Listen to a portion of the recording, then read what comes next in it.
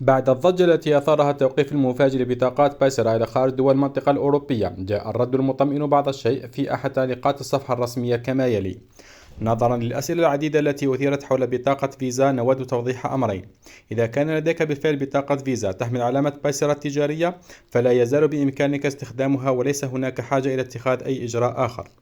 وعلى الرغم من أننا لا نستطيع ضمان أن جهة إصدار البطاقة كونتيس لن تقرر إلغاء تفعيل البطاقات الحالية في المستقبل، لكن في الوقت الحالي لن تؤثر التغييرات عليك إلا إذا كنت بحاجة إلى طلب بطاقة فيزا جديدة. بالإضافة إلى ذلك، فإن عملية إصدار بطاقة فيزا الجديدة تتعلق ببطاقات الفيزا فقط، مما يعني أن حسابك بايسرا لن يتأثر، ولا تزال خدماتنا الأخرى متاحة. في الفيديو القادم سنقدم لكم مجموعة من البنوك البديلة والتي توفر بطاقات بلاستيكية وافتراضية تدعم دول خارج أوروبا. لا تنسوا المتابعة. شكرا.